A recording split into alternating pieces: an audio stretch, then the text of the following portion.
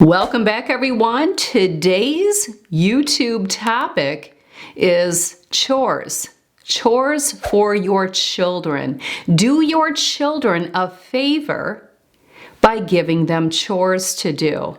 While it may seem like they're doing a favor for you, no. You're doing a favor for them by, at a very young age, having them start doing chores and eventually creating a chore document, whether it's a physical document where you use pen to paper, or it's a digital document or something on a tech device or an app. Very key.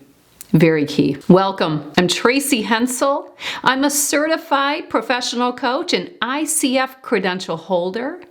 I help people just like you achieve goals, implement systems, get over hurdles, get more organized, and live an optimal life however you see it. You can learn more about me on my personal brand website as well as my coaching and consulting website. So let's talk about chores. It starts very young, very young. My little grandbaby, June, you know her as Junebug, she will be 21 months later this month. I am already giving her a taste of chores, and that's called cleanup. We clean up when we're done, and I'm showing her the steps to do it. So it starts very, very early, and this is so key, is to start early, because if you wait too long, while you can still implement chores and a chore list, it's a lot harder when kids are conditioned to mom doing everything. So the earlier you start, and there's really no age. I often hear, what age should I start giving my kids chores? Today, like yesterday. Yesterday, right? You give them age-appropriate chores to do. So yeah, before even the age of 2, you're giving them a taste of what we call responsibility. And that's the gift. That's the gift that you're giving your children. That is the life skill that you're giving them. Now, when they're very young, you have to communicate chores because they can't read yet, but reading comes very quickly. And by the time they are the age that they can read, you should be implementing a chore list. I used a chore list for all of our kids starting at a very young age. At first, it was a physical chore list where I actually had like the Post-it notes, but they were the longer ones, not the square ones, but more of the, I would say they were vertical and they had lines. They were yellow. You can probably picture them. Maybe I'll insert a picture. I started out with chore lists like that. Then I moved on to purchasing a spiral bound notebook for all of the girls. And what I would do is on Sundays, I would sit down and I would look at the family calendar and I would look at everyone's schedules and I would create the chore list accordingly to who was available. Because if someone had practice 5 days per week and another child didn't, that child may get a few more chores, and we'll talk about that more. And believe it or not, I saved these notebooks so that my girls could look back at them and they could share them with their own kids. So it's really neat to have those around. Eventually, I implemented going digital, and I did different things. I grew in my digital knowledge, and I started out with like a PDF, and then there would be a PDF for each day of the week for each child. I had a great system, a really great system. I love my system today. I'm in a position now where I'm only really doing 2 lists. One is for my 17-year-old daughter, who is very active. She's a junior in high school, but she also takes college classes, and she works. She works at a local establishment. So she works year-round, and then in the fall season of school, she does swim, and then often in the summer, she may be plugged into something. So she's very active and very busy and not always available to help out and do chores around the house. That will happen, and we'll talk about that. My husband also gets a list. I know, and you're thinking, oh my gosh, your husband gets a chore list? Well, here's the thing. I've always called it a chore list. It's kind of like calling an eating plan, a diet, right? I mean, I'm not on a diet, but I follow a eating plan, and I recently shared what I eat in a day. I'll have that video linked if you want to know more. So what we refer to it as, don't get hung up on. While yes, even my husband may have some honey-dos on his list, we prefer that form of communication. He prefers that form of communication because we both have a lot of moving parts to our day. And if I just verbally tell him 3 different things that need to be done around the house, maybe things that I'm not good at where he's the better person, we're a team. So there's none of that power struggle. But he's not going to remember everything. So he loves to have his list. And sometimes I will have something on his list that, and I'll put next to it, doesn't need to be done urgently, but it does need to be done by the weekend. If you don't get to it during the week, you have the weekend. Now, if something needs to be done immediately, I will indicate that. I'm a great communicator. That way, he doesn't have to worry about if he didn't hear me, if he doesn't remember. He always has his list to go back to. Again, because we're so busy, it's easier for us to have something to refer back to because neither one of us have really great memory, and that's because we have so many moving parts to our life and we have so many active roles, right? Business owner, mom, wife, grandma, coach, so many active roles, it's hard to remember everything. So he communicates back as well, either through email sometimes or a text message, because he knows if he verbally tells me something, I may not remember. Well, guess what?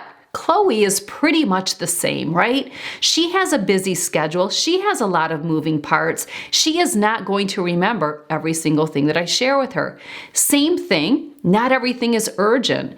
If I tell her to clean the toilet in her bathroom upstairs, empty the garbage, tidy up the shower, if it really doesn't need to be done until, let's say, the weekend because maybe we have guests coming, I will indicate that. Please do these, but they don't necessarily have to be done urgently.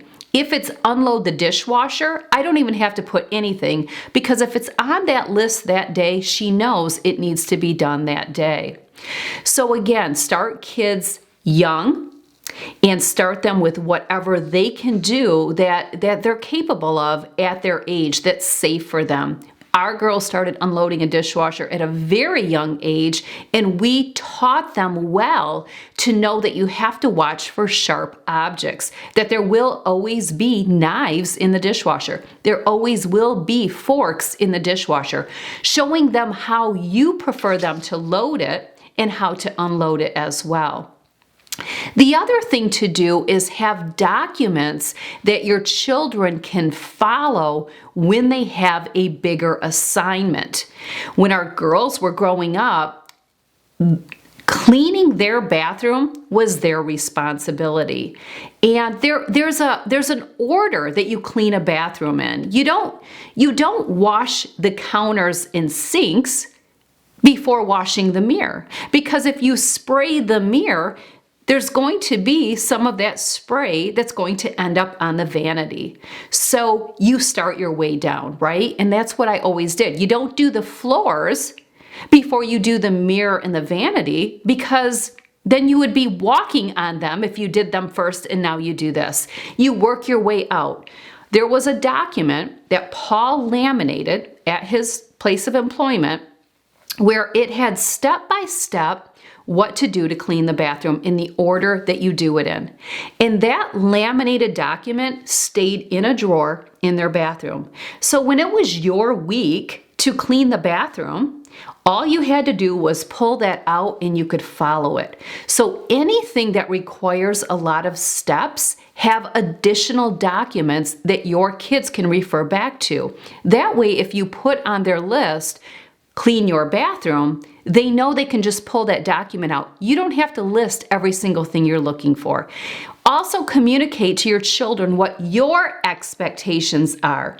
Their responsibility is to meet your expectations, not theirs. So if they're instructed to clean their room, be very clear what you mean by that, because they may have a different version of a clean room. And you may go in there and say, this isn't clean, and they may say, well, to me it is.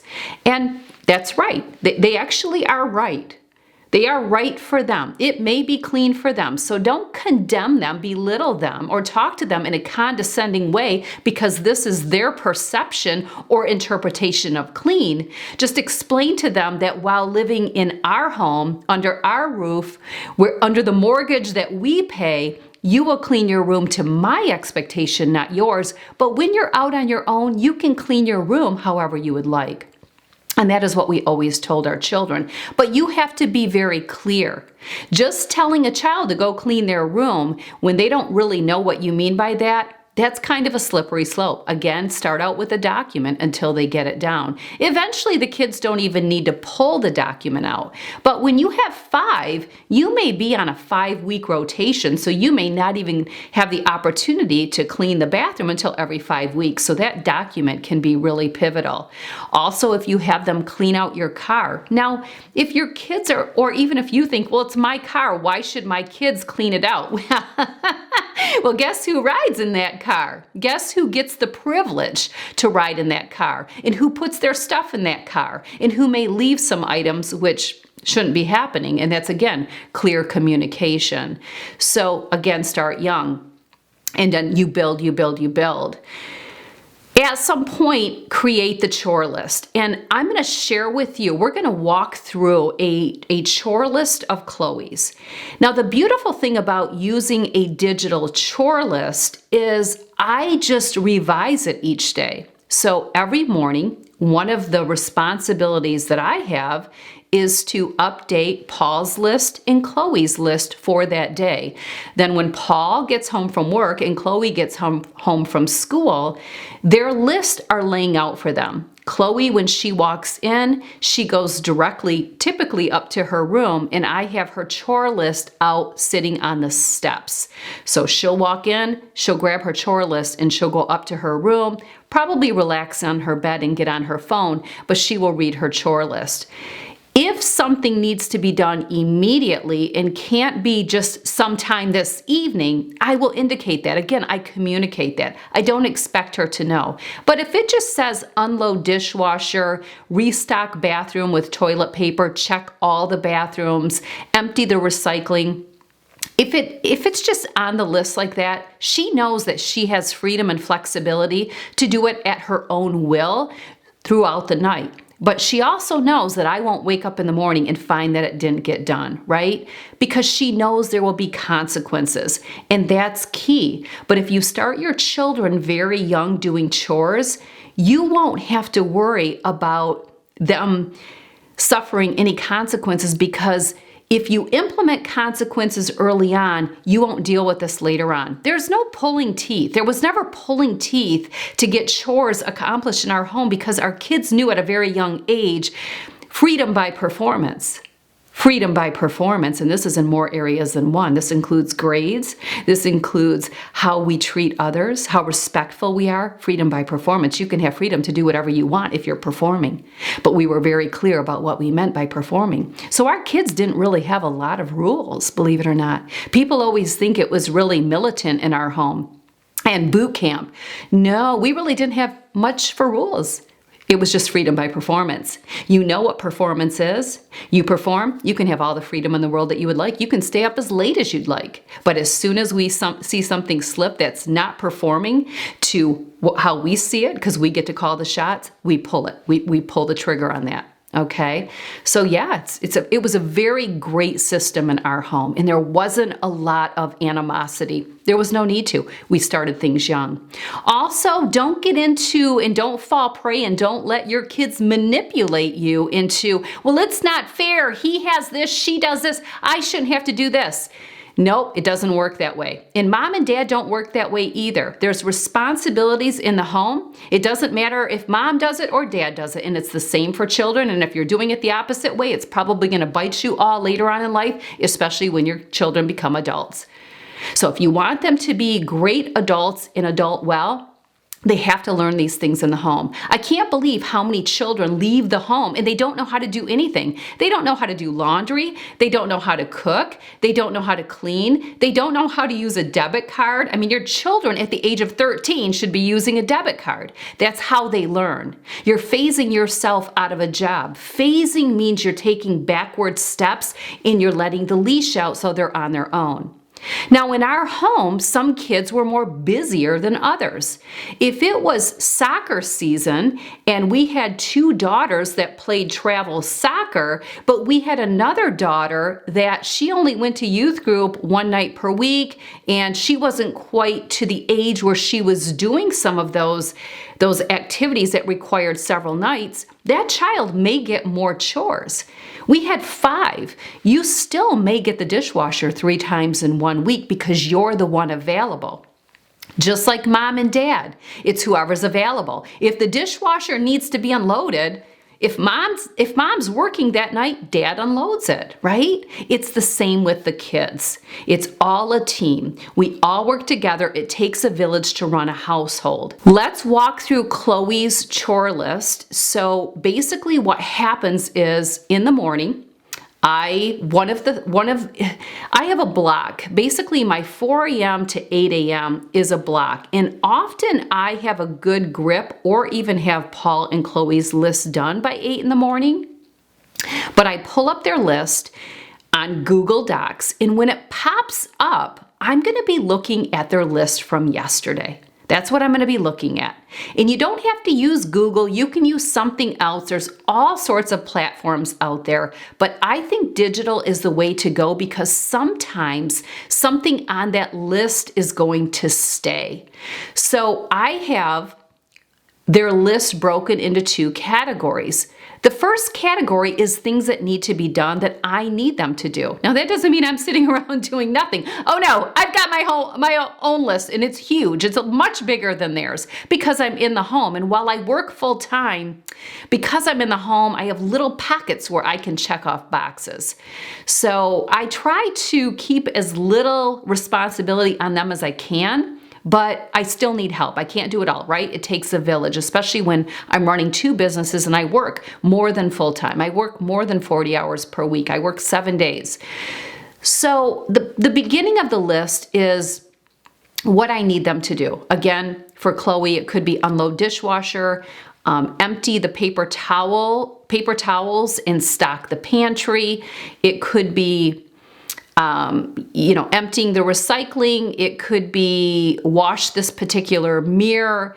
There's so many things. Bring in the garbage cans. The list can go on and on and on. And then below that is really the communication where I am sharing with Chloe and same with Paul, what's going on for the week, what's going on with me, where I'm going to be at certain times, what nights we have this, what nights you have that, any information you may need. If you have an upcoming dentist appointment, I'm going to put on there, reminder, next Tuesday, you have a dentist appointment at 3:30 p.m. That's going to stay on there until that appointment takes place. So that's why instead of physically writing out a chore list, I like the digital document because the next day when I revise the document, I can leave on there what still hasn't fallen off. Reminder, next Friday, Grandpa and Denise and the whole family are coming over for dinner. Plan to take the night off. That will stay on there every single day. And the nice thing is, number one, because it's consistently being communicated daily, she's really going to know what's going on. There's never this texting, what's going on? What's this? What's that? I don't have time for that. So some of you could be thinking, well, where's the communication in the home? There is tons of communication. But for us, we want our communication to be engaging and positive and fun and not information, not directing what needs to be done. We want quality conversation. So why not just pass this off? And then when I see you, it doesn't have to be unload the dishwasher. Make sure you do this. Don't forget to bring your bedding down because it's going to go in the wash tomorrow. Have you done your laundry? You have laundry down in the dryer. Take care of it. First of all, who is going to remember all that? Who wants to bark and nag, right? Because often that's how it's going to come off. You just have the list. You just see what's on there. If you have a question, then you can reach out. So there's a lot of conversation, quality conversation, not the list of responsibilities around the home. That's, you know, why? I mean, you can if that works, but I bet you it's not working. So that's how we do the chores. I've done another video way back, several years ago, maybe, 2019, 2018, 2017, I don't know, on chore list. I'll try to find that somewhere, but that's probably an older system, but the principles are still going to be the same. Give your kids the gift of chores. I can't tell you enough how well they will adult because they will leave the home knowing how to do everything. Our girls adult well. Our 4 oldest daughters who are out on their own, 2 are married, and one is a mom and one will be a mom this May. They are adulting so well. And you know why? I mean, I do give them the credit, but they were raised in a home where they learned everything that they needed to have beautiful life skills. A couple of my daughters can cook and bake like they've been doing it for 30 years. It's because I included them. Part of their chores was prepping vegetables, was preparing food items for tomorrow's dinner. So all I had to do was assemble the dinner. Now Paul does a lot of that. I make dinner every other day to cover 2 days, but if there's any vegetables that need to be chopped, he does that. Again, I'm working just as many hours as he does, sometimes more during the week if he doesn't work overtime. It takes a village. It's really unfortunate if you're that mom watching and you miss the boat because it will be very difficult. It will be pulling teeth. It will be pulling your hair to try to get your kids to do things because they never did, but make it happen. And that's where you have to be a really good person at implementing consequences. If you don't do this, then this will happen. This will be taken away. If you need more help, look into my coaching packages. I would love to help you. We can create documents for your children together based on the responsibilities that everyone in the home needs to plug into. Get on the chore list. Thanks for being here. Check out all of the videos in the description box below. Check out my recent videos. And I'll tell you, this weekend, that may be what's on your agenda, is to get these chore lists done. But again, if you need to work with me to do it, let's do that. Thanks for being here. Take care.